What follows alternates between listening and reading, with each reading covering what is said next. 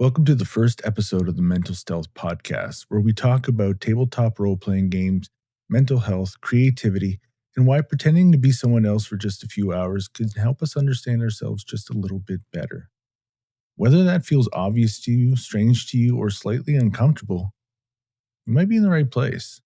For our first episode, I'm joined by Dr. Glen Finney, a neurologist and game designer whose work connects brain health, memory identity, and the ways that play can help us think differently about the mind.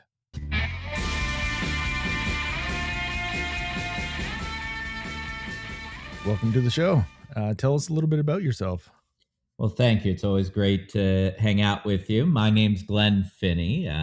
My day job is as a behavioral neurologist.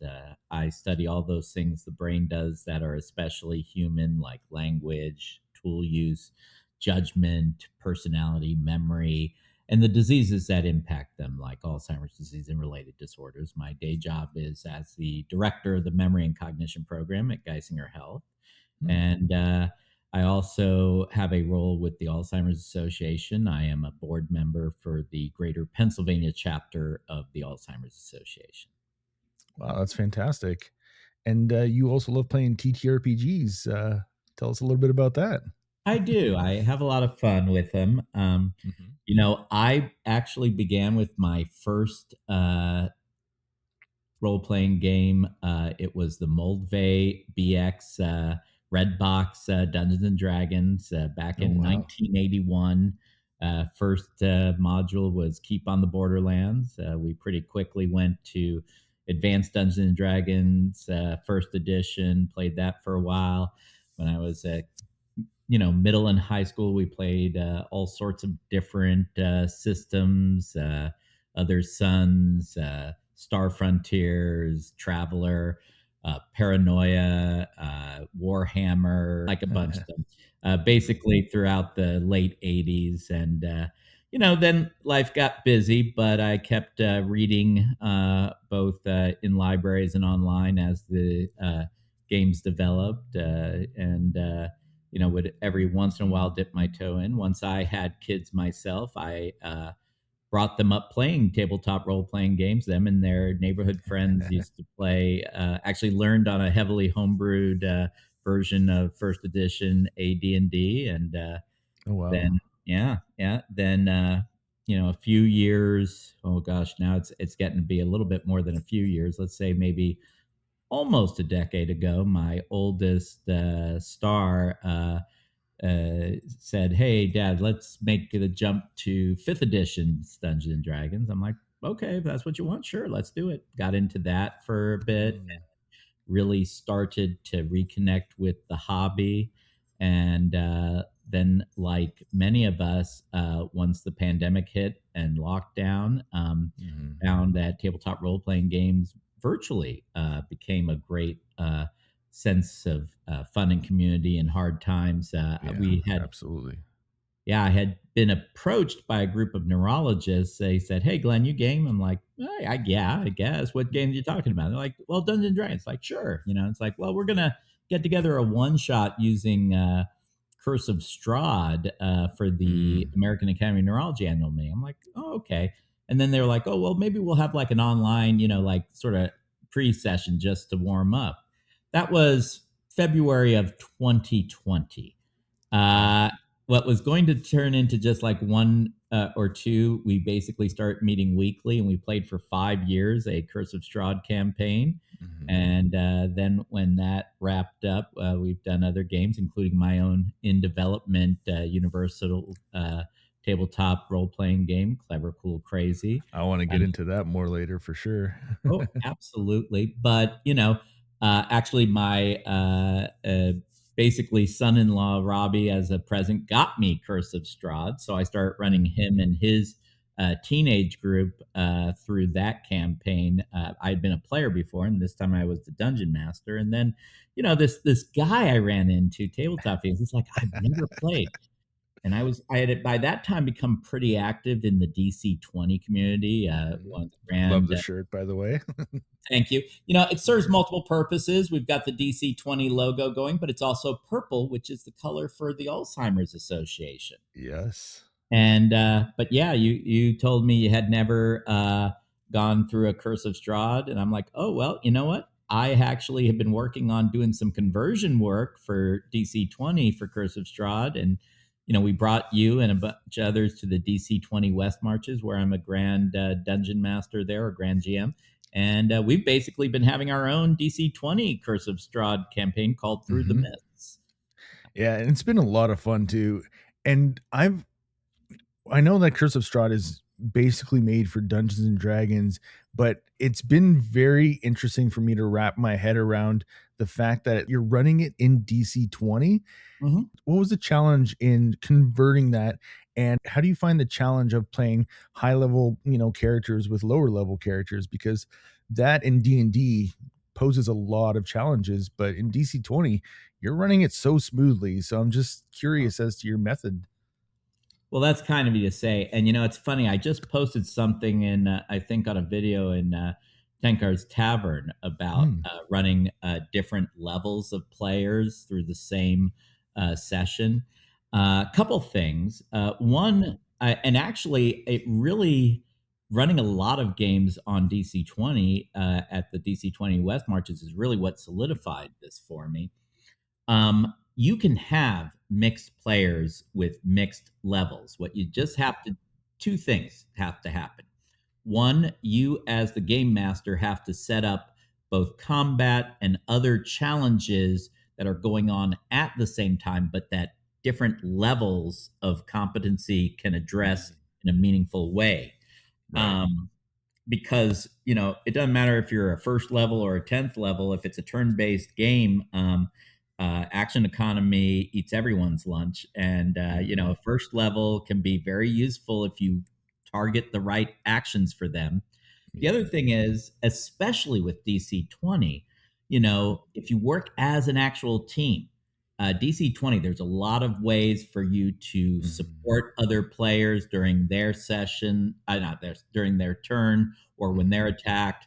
And if you actually work as a team, even a low level player can really materially contribute to what higher level players can accomplish mhm, at their characters, and vice versa. A higher level character can really help to buffer some of the worst things that might happen to a lower level character. So I think it's just a matter of having the right mindset that you want to set up almost like little mini challenges within the greater situation that feeds into the greater situation, mm, but provides appropriate challenges and potential for successes for the entire range of levels that are playing in. I mhm, think for converting Curse of Strahd to DC 20 versus D&D, it was sort of a couple things. In and of itself, it wasn't that difficult. There's a lot of shared DNA between Dungeons and Dragons and DC 20. So really, once you know sort of the basics of how things work in DC 20, it's reasonably easy to convert things over with a few basic principles. I think, though, the more challenging thing, at least in the earliest iterations of DC 20, a DC 20 character is heavily front loaded. They get a okay. lot of tools right up front. Yeah. They do grow, and we've seen now in higher level play, and they're starting to spread those abilities out a little further now that they've got higher Mhm, levels supported. But really, compared to a Dungeons and Dragons character, they are just front loaded. So mhm, you kind of, to get that horror feeling, that feeling of tension that's required for Barovia, you really have to beef up a little bit the challenges. mhm, I would even say that for Dungeons and Dragons, one of the things that I've always felt over the years playing Fifth Edition is that the vampires in Fifth Edition just don't quite have that yeah. that tooth. I Mhm. mean, I am not a fan of this, but AD&D vampires, they would drain you of levels. Oh, Oh, yes, yes. So I'm yeah, pretty sure 3.5 did the same thing. yeah. So Mhm, so I think it's important to kind of ratchet up the tension and a little bit the power level of converting monsters to DC-20 from D&D to really give a good challenge for the DC-20 players. Mm. And I think we've been able to do that fairly successfully. Again, Oh just a yeah. few simple design principles. Although I will say what I've really supercharged was Strahd von Zarevich, because I feel like he is the star of the campaign in a weird way. The players are always the stars. That's why in Of course, Clever yeah. Cool, yeah, that's why in Clever Cool Crazy I named them protagonists. But Mhm. really, the excitement of playing through Curse of Strahd is seeing those glimpses of him, and you don't want to be disappointed. You want to feel the power, the majesty, the Oh tragedy. yeah. I've felt it every step of the way. Every time he shows up, I just get this big ball of nerves and I'm just like, "Oh gosh, what's gonna happen this time?" Like, I can feel it. But I really want to get back to what you were saying earlier about playing with other neurologists. Do you find there's a lot of overlap with your profession and gaming? Because I love using TTRPGs for mental health purposes. Mhm. And I find it's great to use for learn through play.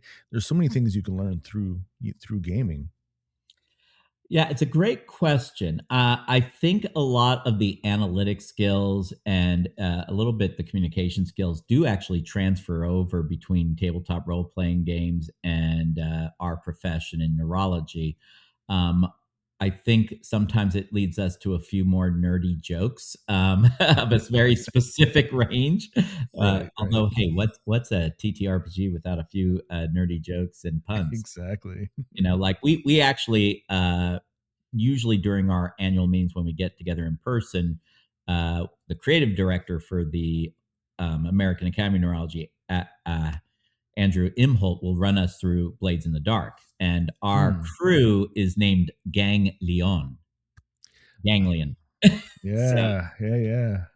but talking about role playing games for therapy. We actually have had an interest for a while now. I've got one of my colleagues in the Memory and Cognition Program, Dr. Kate Childs, who's a neuropsychologist, who's been looking into getting certification and figuring out how we can best deploy role playing games to help as therapy tools. So that's one That's thing. And awesome. of course, for us, is for people with cognitive disorders. But I will also say for education, I think it can have quite use. I've got another neurology colleague who has been working on a tabletop role playing game neurology simulator. Basically, you're Oh. you're you're called into consult, and like they've got mounting threat levels. Like it's really designed for residents, so it's like Oh, wow. your mom's calling, but you got to finish seeing the patient, or Yeah. there's a plumbing leak in your rental apartment, and she'll ratchet up the tension, so almost like a stress bar.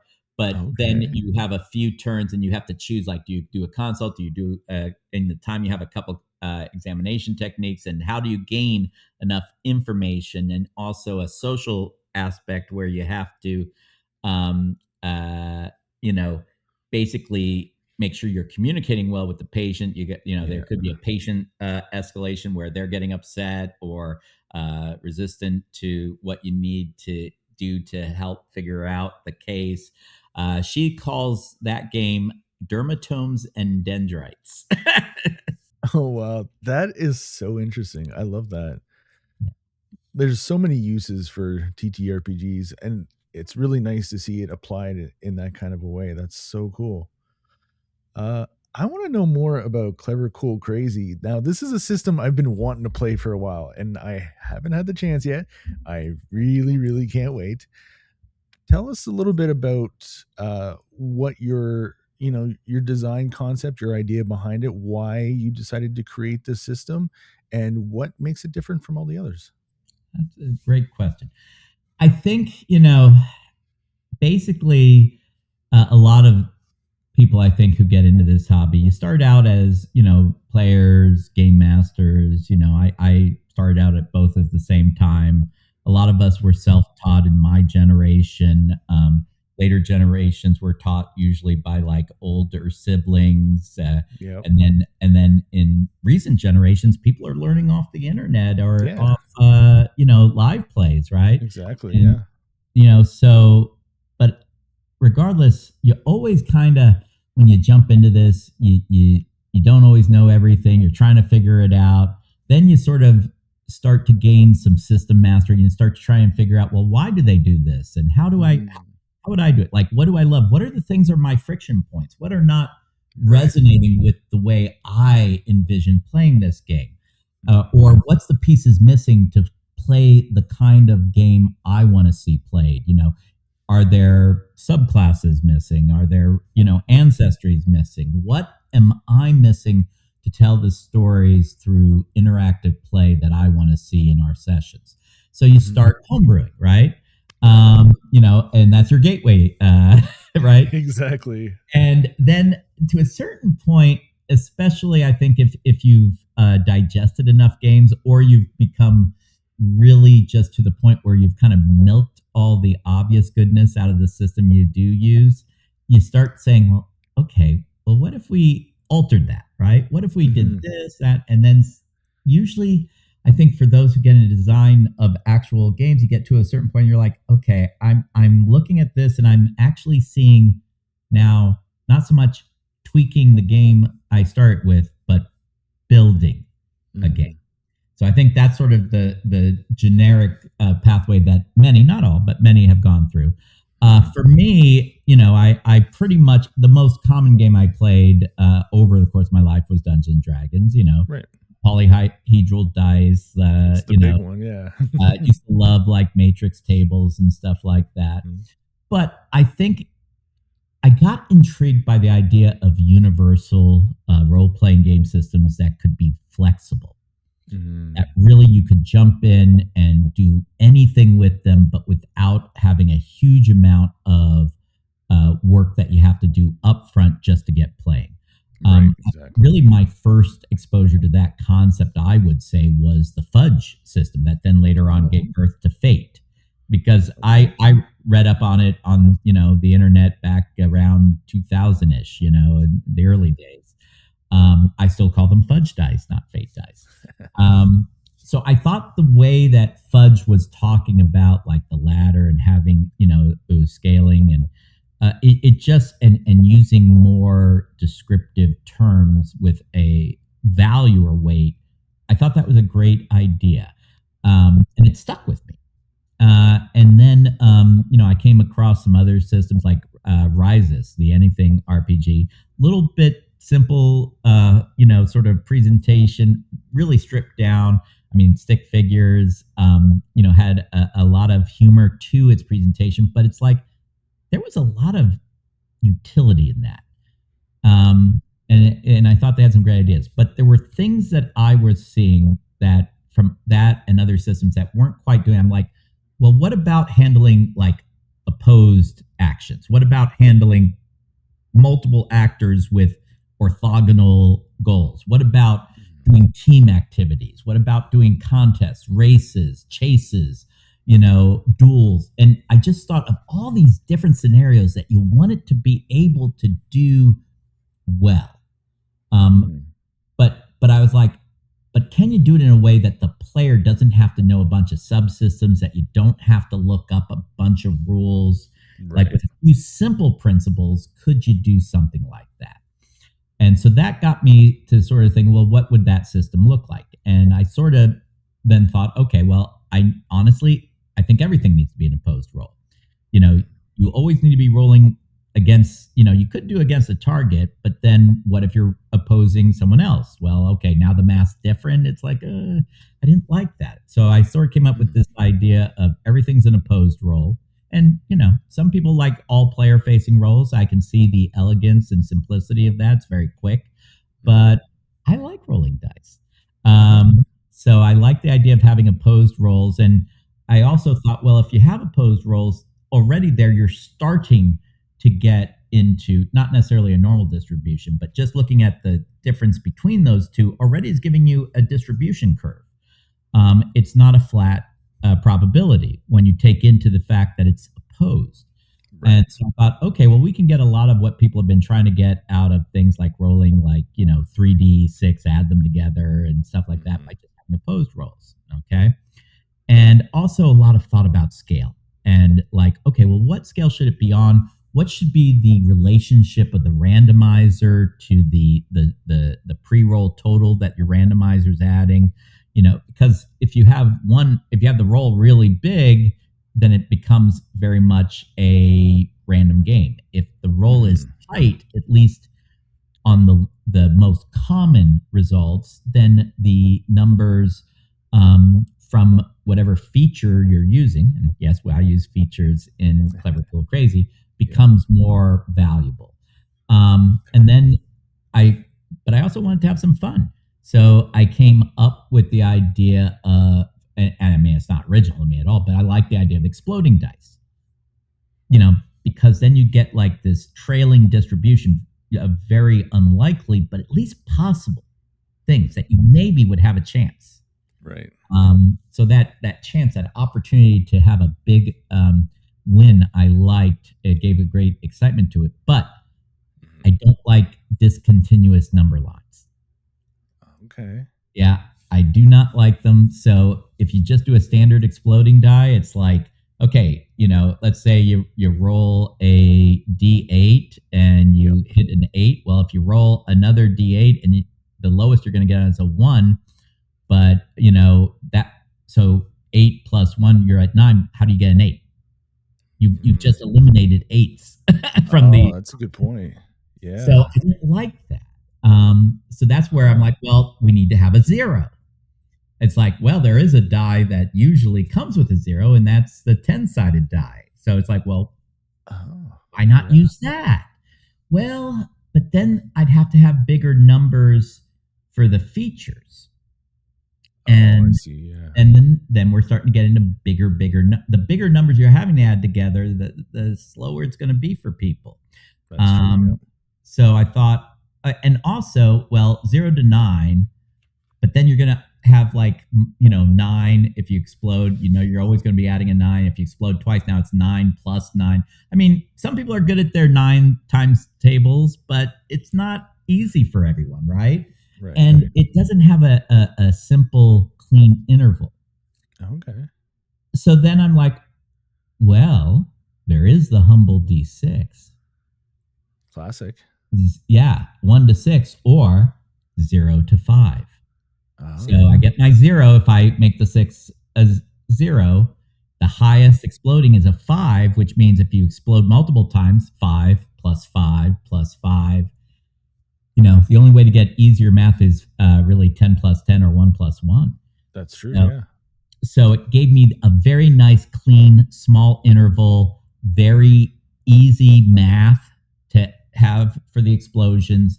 And the other thing I liked, and honestly, in a weird way, I was inspired more by this by the actor Peter Capaldi. When he took on the role of Doctor Who, and went through what would be my signature look. What would I look like as the Doctor? He wanted very much to focus on costuming that would be easy for a child to replicate. He wanted people to, and he used to call, he used to call it Doctor Who. He said, I deliberately wanted a costume for Doctor Who that a child could put together without having to make some wild custom or expensive things.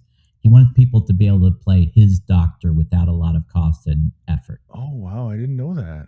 Yeah. I thought that was genius and wonderful and really very,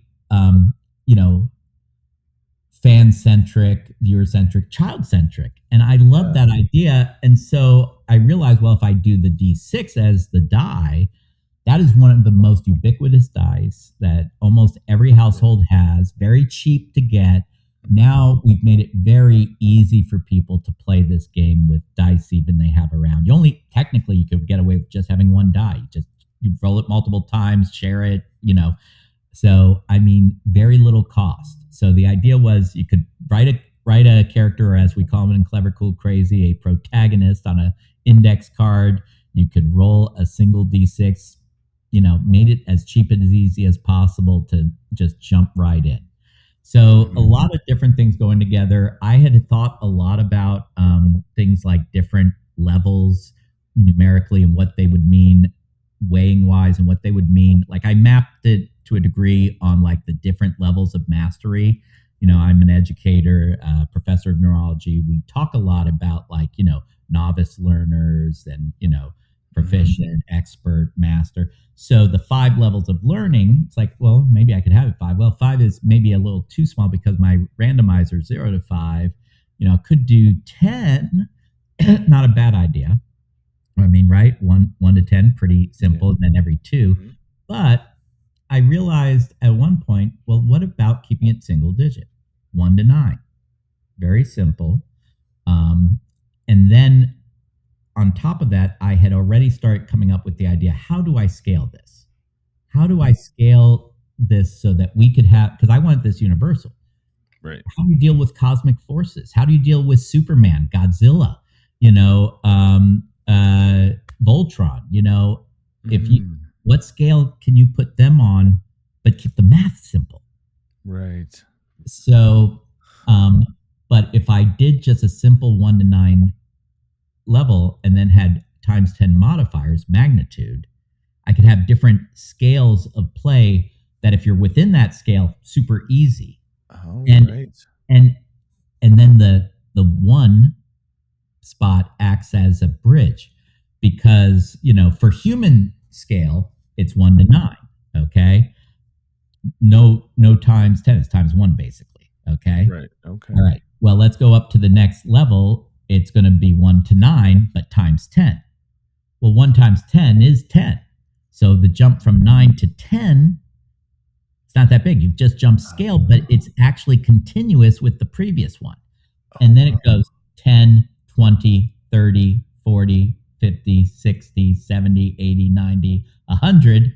Then we're 100, 200. But it's all simple numbers. 1 to 9.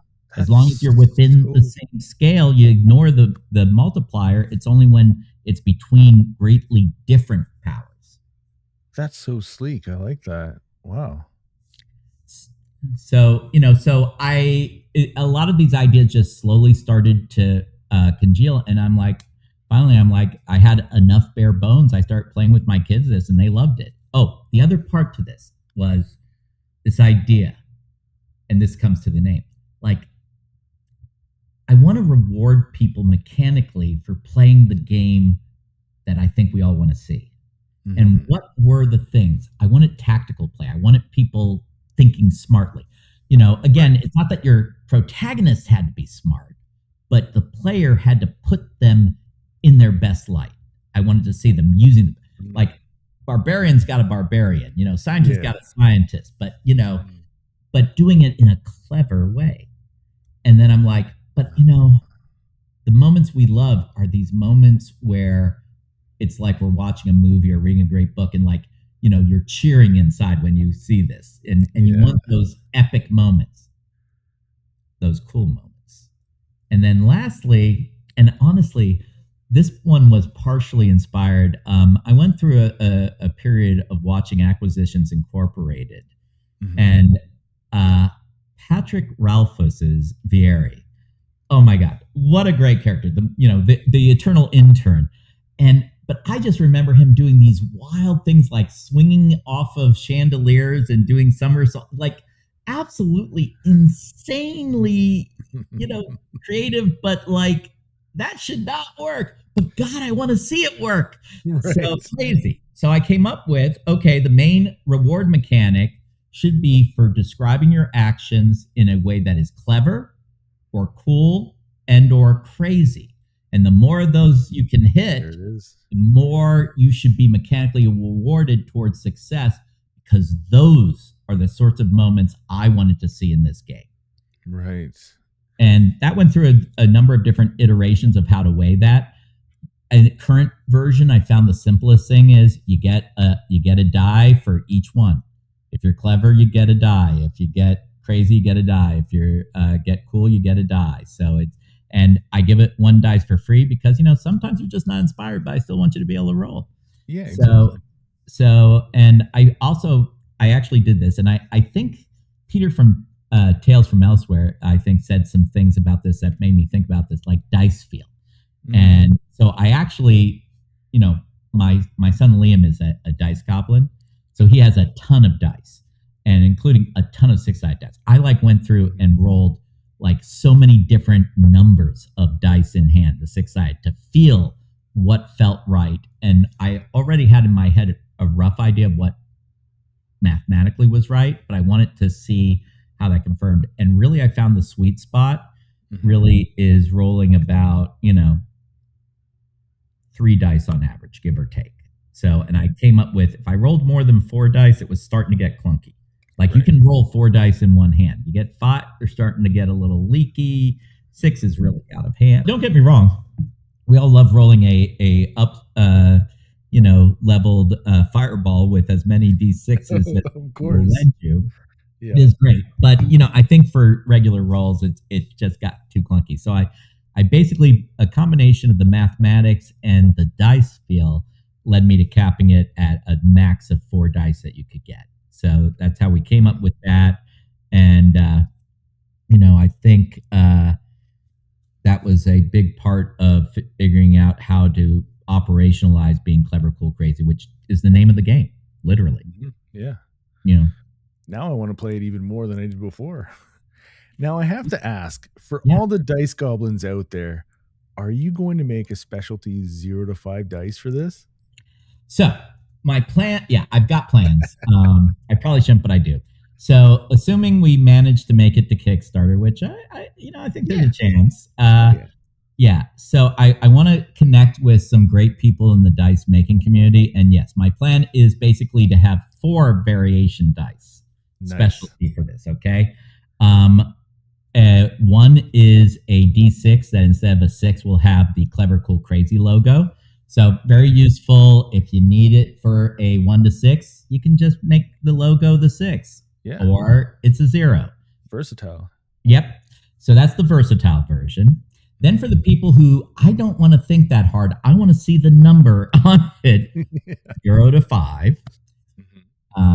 And then again, this was a little bit inspired by some comments Peter from Tales from Elsewhere made, and I had heard in a couple people. Some people love 6-sided dice. Some people hate them. They're like, I don't want to roll cubes. I want something with a little roundness. And there's been a lot of love lately around the D12, and I agree. The D12, I think, is sort of the in the shadow of the D20, but I think the D12 is great. Well, a D12 is just 2 times 6. So we're also going to offer, my goal is to offer also specialty D6s that are 12-sided. They just duplicate the 0 to 5. Oh, okay. And do the same thing with them. Instead of 6/0, have the logo on one version and have the actual 0 on the other. So if you like rolling D6s, we got your utilitarian and your, says what it means dice specialty. Yep. If you like rolling rounder dice, we'll have the D12s with 0 to 5 or logo to 5. And that's my vision. That's so clever. I like that. And cool and crazy. Love it. Next thing I want to talk about, I was able to participate with you a couple of times now. I started out as RPGs versus AD, but now it's called Do What You Love for Alzheimer's. How did you get started in this, and what was the inspiration behind it? And I really want to know what the plans are going forward, because it's been getting bigger and bigger every year. Yeah. Thank you for asking that. Yeah. So when I got on the board of the Greater Pennsylvania chapter of the Alzheimer's Association, I learned about at that time, fairly new additional fundraising activity for the Alzheimer's Association. The biggest one, their signature one, is the Walk to End Alzheimer's, which I also participate in. We've got a Memory and Cognition Program team. We go to a lot of the walks in northeastern and central Pennsylvania. But they had what's called the Longest Day, which was, the idea was, on the summer solstice, which is usually June 20th, you would do what you wanted to do, but encourage people to donate in the name of that activity. All right. So that's where the idea came. The first few years, I basically ran like my kids and I did a game. My neurologist friends and I did a game. We used that as our Longest Day activity. Then there was another board member who said, "Oh, I do it most of the year. I have several events." It's like, oh, that's a good idea.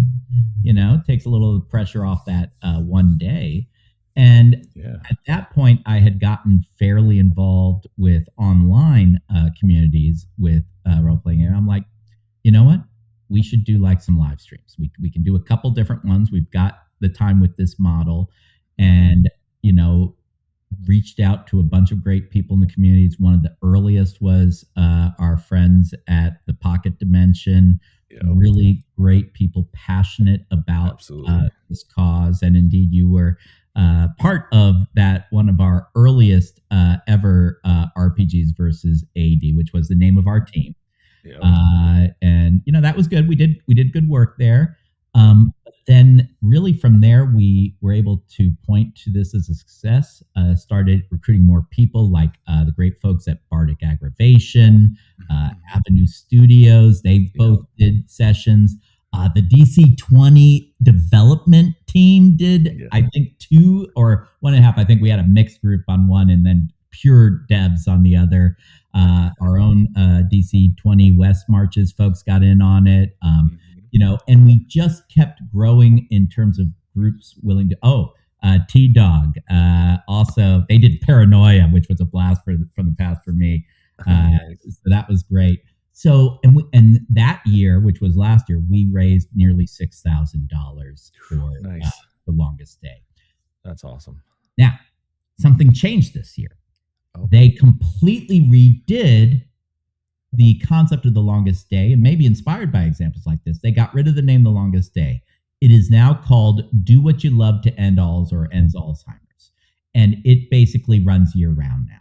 You can go any time of year and do something to raise awareness and money for the Alzheimer's Association. RPGs versus AD 2026 is now Do What You Love to End ALZ. So we're still going by the RPGs versus AD name. We had our kickoff session with Scrat from a Squirrel's, Squirrel Plays, and we actually played in the world of his published novel, I Bash saw Kid. that one. That was great. Yeah. It was a great world to play with. I felt honored to be able to run it as what's called in Clever, Cool, Crazy, revealer of worlds, rather than a game master or dungeon master. The name, or ROW for short, the name and acronym are very intentional. I try and be very intentional in the names I put on things for evoking the right feel for what I envision, so that I'm communicating better and hopefully translating it. So I wanted it to truly be the revealer of worlds, because this is not someone dictating to you. It's not someone adversarial. It's not someone telling you a story or directing you. It's someone setting the stage, revealing the scene, that you, as the protagonist, or pros for short, because really, even at level 1, you're not horrible. You're just starting out, but you've got skills. That you, as competent adventurers in the worlds being revealed to you, can interact with. So it was great to be the revealer of the world of Bashkim for that. And we had a great crew, got it kicked off right. And now we have our second group planned. Do you want to tell them what our second RPGs versus AD for 2026 is going to be? More Curse of Strahd, baby. We're continuing where we left off last year with Through the Mist. And I believe we've decided on a date, an upcoming Saturday. Yes, Saturday, June 27th, 27th, 4 p.m. Eastern. Can't wait for that. I'm so excited. It was so fun playing last year. We had some really deep moments, with the pies and everything else with one of the other characters.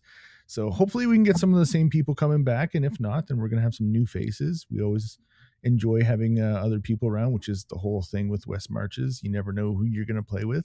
So that's always fun. But I'm thoroughly excited for that game. And hopefully we can do another one, down the road a little bit with Clever, Cool, Crazy, because I would love to get into that. So I actually have a team that's trying to assemble to play a live stream for RPGs versus AD that's Clever, Cool, Crazy. And we do have room at the table for an additional, so I can get you in on that. We will talk then. All right. Very good. Absolutely. But yeah, I am very excited for this Through the Mists, Curse of Strahd, DC 20 RPGs versus AD fundraiser because you guys were traveling to the Amber Temple. And for our viewers who have played Curse of Strahd, you know what that means. He doesn't, though. Nope.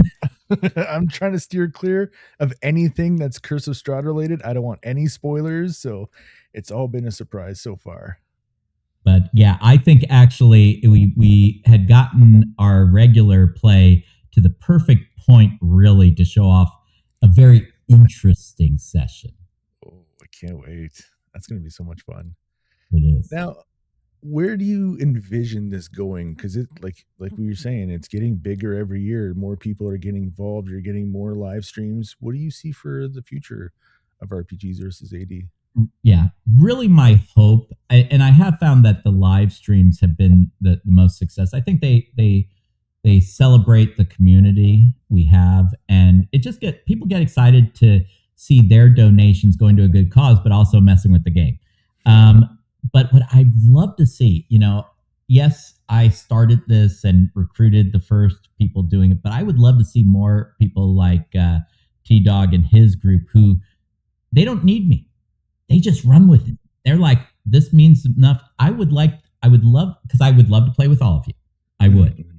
But there's only so much of me to go around. Of course, yes. I don't want to see RPGs versus AD limited to just the Glen Finney experience. Mm-hmm. That can be part of it. But what I would love to see is the community starting to really adopt this team as their own. And I want to really take on the Mahjong players. Oh, they are the number one fundraiser for the Alzheimer Association with this. I think we can catch up. Nice. Let's do it. So yeah, I'd love to see this spread, and I think the very first version I did was Dungeons and Dragons and Dementias. And then it was like DC 20 versus AD. Then I liberalized it to RPGs versus AD because really we all have our systems that we love or that we want to try, and we should. And I don't want this cause to be limited to just one game system, just one game setting. But I think we have the potential to spread this to many different communities. I keep talking to people who are leaders online and in the field developing things. And really, my call to action for whether you're just playing with your friends or my son and son-in-law essentially and their group, they did a live stream too, and they're just in high school. Yep. To people like we had Esper the Bard and his Myriad Legends group do one with me. I do some dungeon mastering on Myriad Legends, and they were kind enough to join us. And I would love to see more people in the community who already do YouTube live plays or have at least a skill set to help people with that. Start basically just signing up for their own sessions, just getting the word out there, sign up for the team, get your community excited, make them understand why you're doing this, why it's important, get those donations coming in so that we can beat Mahjong. And what better way to try a brand new system that you've never played before than for such a great cause? Absolutely. Like it's win-win all around. Absolutely. Could be a new system you never tried before. We've had that. Bardic Aggravation did Clever, Cool, Crazy. They were very brave. I think they did a great job, actually. It was great session. Or one you're already love and it's passionate about and it's easy for you. And I do want to emphasize that. I want it to be fun, but I also want it to be easy. Exactly, yes. Fighting dementia is hard enough, guys. Make it easy on yourselves and do some good in the process. So if you want to learn a new system, go for it. If you want to play one that you've loved and know like the back of your hand, go for it. And it doesn't always have to be live streams. I think I found that the most effective, but I keep telling people if you want to pre-record and then post it, that's fine. If you just want to post to your family and friends what you did in the session and not even record, that's fine. Yeah. The important thing is you say, we're going to play to end Alzheimer's and related dementias. This is how you can support us in this effort. This is why it matters. And this is what we did to earn your support. That's all That's that so really matters. great. That's so great. Thank you so much, Glenn, for everything that you do, not only for the community, but for Alzheimer's in general. And, for all of us. Like, we've had so many great games. Just thank you for being a part of all of that. Thank you for being part of this podcast. And I look forward to everything that's coming.